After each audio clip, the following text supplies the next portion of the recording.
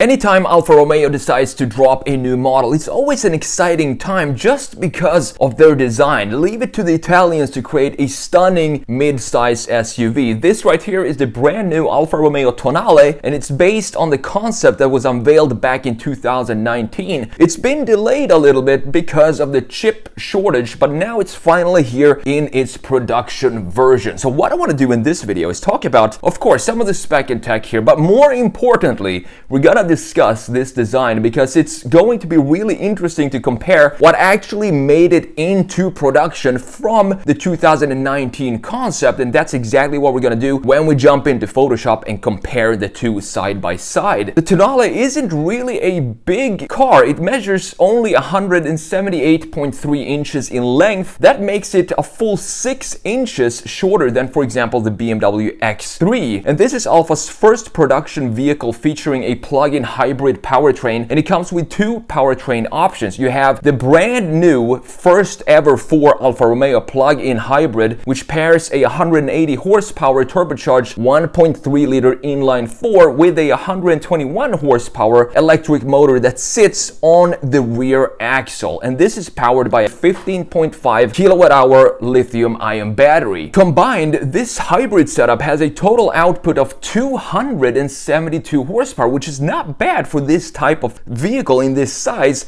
and this is of course sent to all four wheels via a 6-speed automatic transmission. You can drive it on electric power only in the advanced efficiency driving mode for about 30 miles, which is pretty decent to just driving around town or for your daily commute. So it comes with 3 driving modes. It had natural, advanced efficiency, which I just mentioned, and then you have dynamic mode, which is the sportier driving mode. Of course, if you have an Alfa, it's gotta have a sporty driving characteristic. The second engine option is a more traditional turbocharged 2-liter inline-four, made it to a 9-speed automatic instead of a 6-speed, which you have in the hybrid. And this engine puts out a respectable 256 horsepower and 295 pound-feet of torque. Both versions come standard, of course, with all-wheel drive, which I think is pretty cool, because if you have an SUV, I don't understand the reason for only making some of them front-wheel drive. If you have it sitting higher,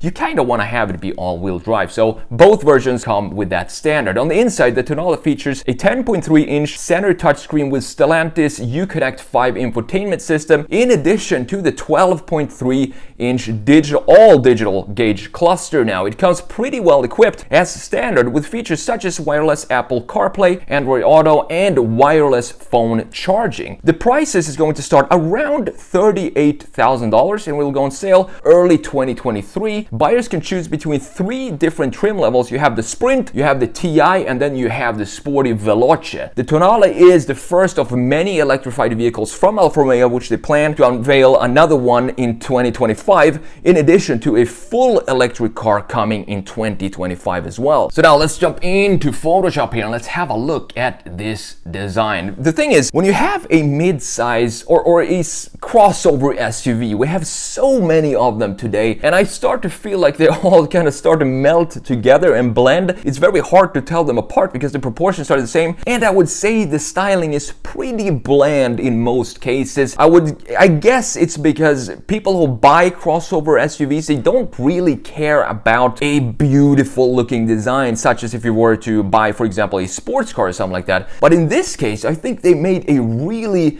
good decision to not modify the concept from 2019, which you see up here at the top, the red one, and then compare it to the production version. It's a really good example of how you can take a concept looking, it still looks like a little bit like a concept when you look at the proportions of the original 2019 concept, but they managed to keep that feeling and the spirit of the concept in proportions and styling in here in the production version. A couple of key changes that you can see here that are pretty typical for going from concept to production is, for example, these side mirrors right here. You can't have these in production because, first of all, they're way too small, and I don't think that, for example, the US, if this is a camera, I think the US still hasn't approved cameras as a replacement for a traditional side mirror. We can't have that here yet, but I think it's approved in Europe. I might be mistaken on that. But looking at the overall graphics in the front end here, look at this traditional Alfa Romeo face, this eagle eagle face with this beak in the front end. Very beautiful. And what I love about this design is that everything seems to pivot from this point down here. You can see that it goes up here in the grill, and then we have the same kind of lines going here and pivoting out to this point as well. So you kind of, everything follows that point and kind of stems from that little point down there in the grill. And I think that's typical Alfa. If you look at the sketches that they released with the press release for the Tonale here, you can see that they kind of kept that in mind and wanted to go back and take key graphic features from older Alfa Romeo models and kind of implement that into this Tonale. Comparing the front end, I can see that there is a little bit of a difference I think in the proportions, and I almost think that the production version even looks better than the concept, and that rarely happens, specifically when we're talking internal combustion engine concept to production. Usually what happens, the companies release a very cool concept and the stance is perfect, the proportions are low and wide, and then it goes into production, it gets engineered, and they need to reduce costs, and it loses all of that coolness that the concept have. But in this case, if we look at the front end, this line right here, we have this beautiful shoulder line going all the way from the rear to the front end, and then it goes pretty straight here in the concept. If you're looking at the production version, I feel, I might be wrong because of the angles here, but it looks like it kind of tilts forward or leans forward more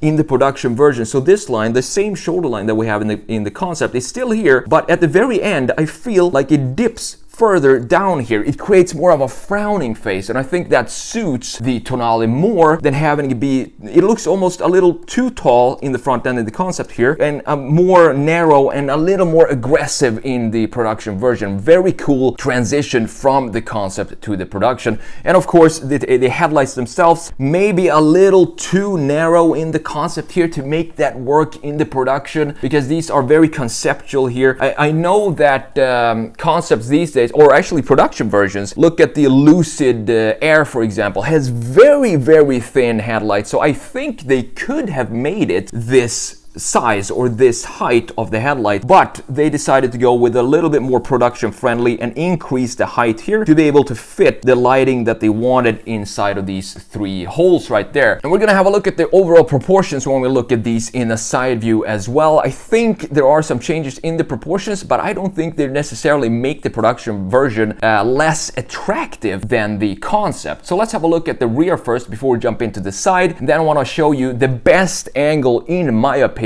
for the Tonale. So here we are, this is the rear view, and you can see it's the same kind of story here as we have in the front view, very much like the concept, and I think it's so cool. They made a fantastic job going from this version to the production down here, and I love this shoulder line that goes from one point unbroken all the way forward to this point right here, while retaining the emotional Italian lines and curvatures and surfaces that we have in this car. We're gonna see that more clearly when we look at the side view. Another thing I want to show you here that is surprising that they actually made it into production are the tailpipes.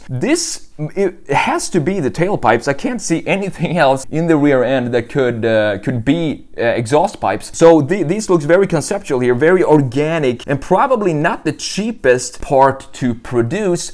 I would think that they would turn that into regular oval or round tailpipes in the production version, but look at what they did here. They actually took the almost exact same shape and just made it a little higher here, but we still have a very organic and unique design graphically of the tailpipe here. This is something we rarely see as well going from concept to production, so another point for Alfa Romeo's design team there. What I like about the taillights here is that yes, it is a light bar. We see that pretty much on a lot of, maybe 90% of new vehicles, at least the last couple of years or so, maybe 80 or so, but a lot of them have a light bar in the rear end. But Alfa Romeo can get away with that because they have that in their previous older models, and that's what they wanted to take inspiration from here as well, and that shows in the sketches from the press release. What I like about the graphics of the Tonale here, let's have a look at the taillights. I love how they connect with the front headlights. So you can see that we have almost the same exact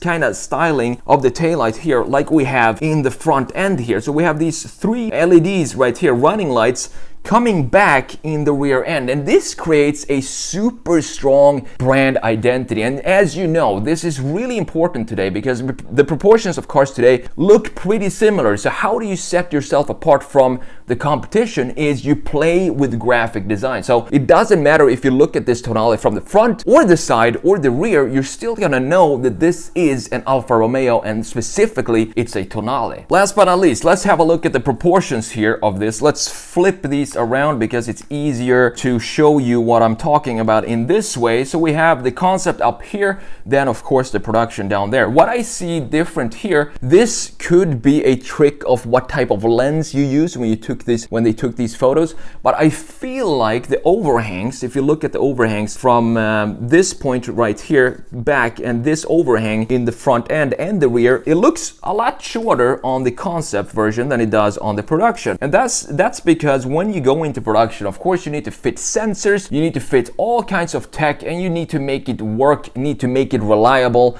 which means that you need to probably fit a lot more stuff underneath the shell. And that means that maybe that's the reason why they decided to extend the overhangs both front and rear just a little bit, but it still doesn't mess up the proportions of this car. It still looks like a very good looking design, and for once I think Alfa nailed the wheel design here. Usually Alfa Romeo wheels, they tend to look a little small for the car, but not in this case. And of course we have the traditional 5-hole design like we're used to seeing on, for example, the 4C, and going all the way back to the 80s and 90s of Alfa Romeo, just in a modern interpretation of that graphic of the wheel. But overall, looking at the surfacing, we still have the same lines, exact same lines like we have right here in the concept coming back in the production, and that is something I'm really happy about because the concept was a beautiful concept. It looks like a concept that was very much ready for production with some minor changes, and that's exactly what they did here, turning the Tonale into this beautiful sculpture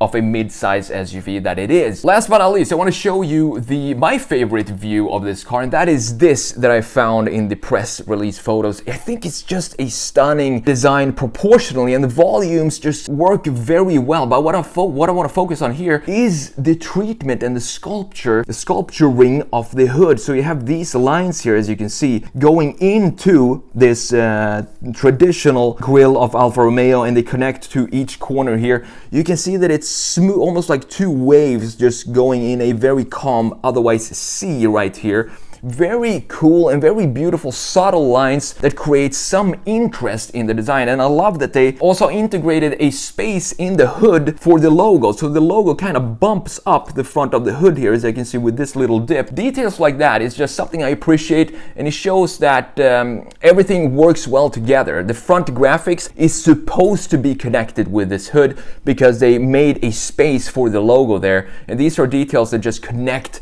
the graphic design all around the car in a very cool way. Same thing with the logo in the back here. It has its spot inside of the light bar. Very cool design and very cool approach to graphic design. So overall, I can't wait to see this out on the streets. I think it's gonna be a car that I want to look twice at, and that I could actually walk around and appreciate from all kinds of angles. As I said, it's kind of unusual to see a beautiful mid-size SUV such as this, or a crossover. I don't know what these are called anymore, but you get what I'm saying. It's not a Toyota RAV4, which I have zero interest in looking at its design. It's kind of a bit of a generic design, but this is anything but that. And I'm happy that Alfa is continuing their trend of putting out gorgeous designs no matter what the type of vehicle is or what type of category it belongs to.